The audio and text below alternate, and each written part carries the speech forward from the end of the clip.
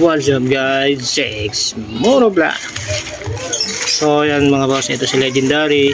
At nakita nyo naman yung title at title ng ating vlog.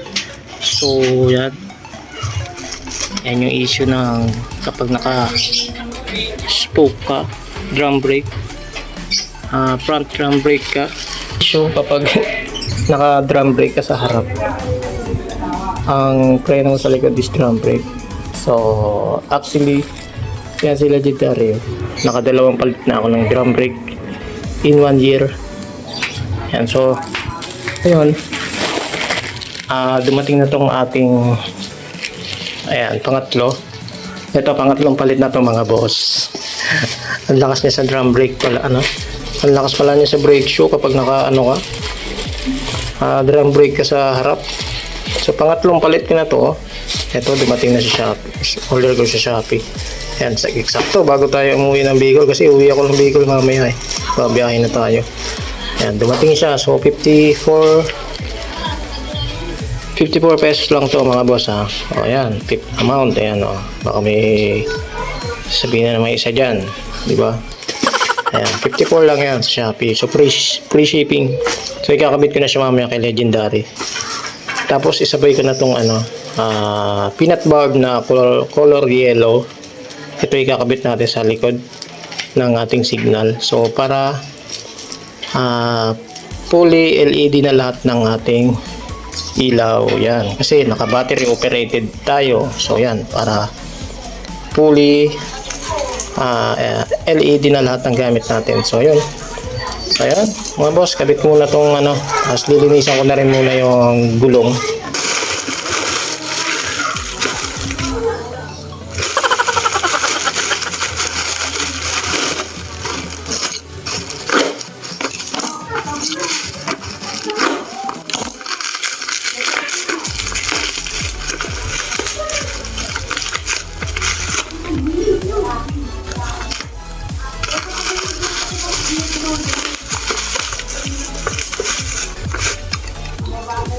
Yung bulb na one color, yan, color yellow. Tapos ito yung brake shoe na to, pinili ko to sa ito yung nakakabit sa rear brake ko, kasi napansin ko na parang malakas siya. Ewan ko, rubberized yata to. Color siya color green ang kulay Yan ito yung tsura niya, color green. So yan di ba? Mga plastic pa, mga boss.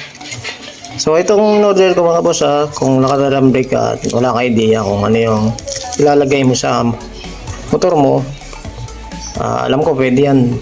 XRM po ito, pwede. Sukat po yan sa harap at saka sa likod. Kasi ito yung nakakabit sa likod ko XRM yung nakalagay. So sukat siya. Kapag Suzuki ka man, Honda or anong brand, basta naka drum brake ka, sukat po ang pang XRM. So yun, yan kapal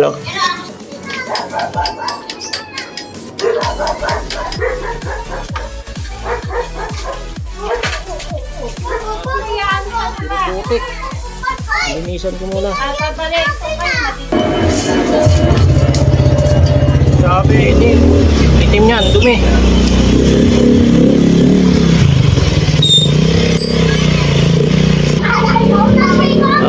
Linisan muna to.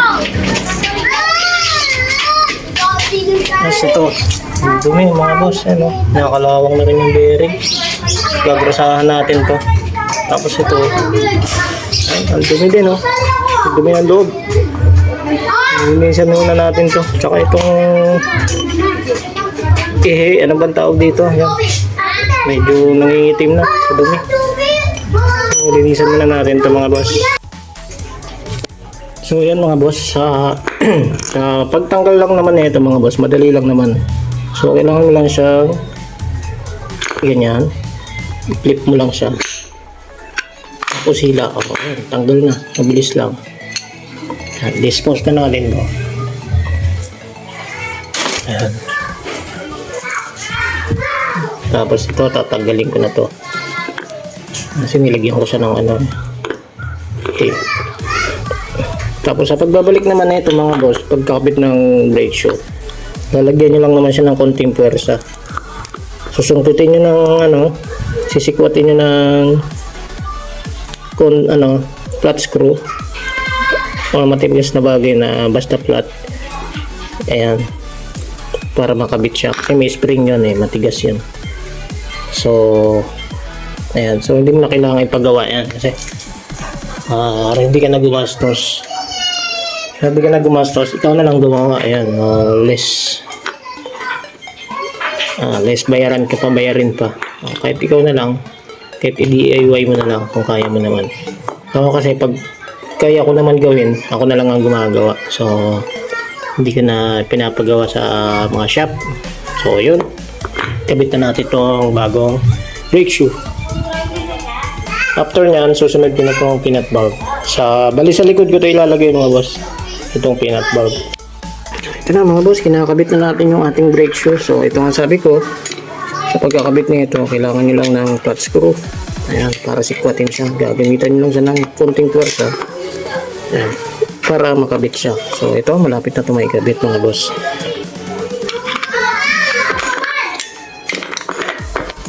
Medyo matigas talaga. So tiyagain nyo lang hanggang sa makakabit natin.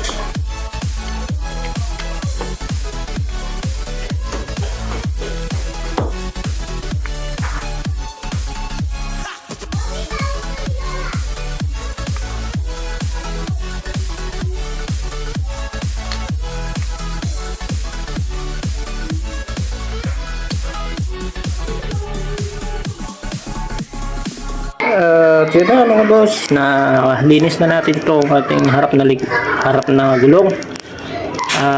Kakabit na natin, lalagyan na natin ng konting grasa to. Okay, so sa pagkakabit na ito mga boss, sa akin nilalagyan ko po ng grasa to, itong thread nilalagyan ko ng grasa. At itong axle, ayan, axle ang tawag pala dito. Ayan, itong buong na to. Yan, nilalagyan ko ng grasa yan, buong yan, pahid lang para smooth ang pagkakabit, smooth lang, madulas. Tapos dito mga boss, pagkabit ng brake shoe, nilalagyan ko rin ng grasa to. So may grasa na siya mga boss, nilagyan ko na to. Check natin yung ating bearing at okay pa naman, wala kang kalog. Ngayon gagawin ko, binuksan ko siya at lalagyan ko siya ng grasa. So ito, nilalagyan ko siya ng grasa. Ito nabili ko sa bike shop. 10 piso lang ito.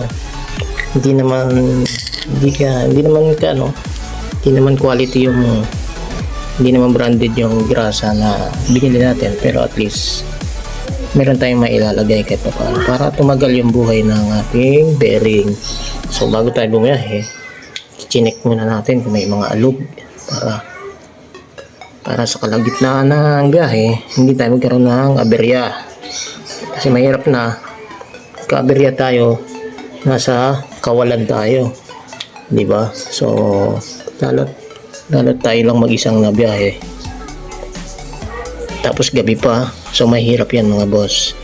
So maganda pala dito pa lang bago magbiyahe, check na natin, dapat i-check para tuloy-tuloy ang biyahe, walang aberya, walang mekos-mekos, ika nga.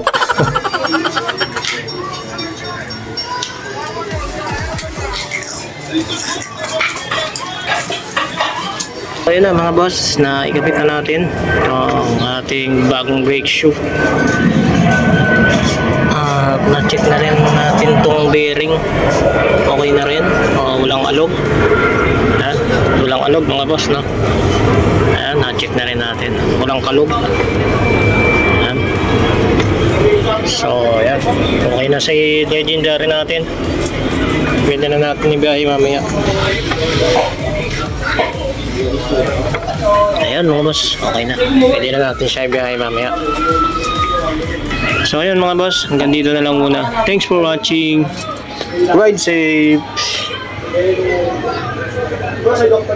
Peace.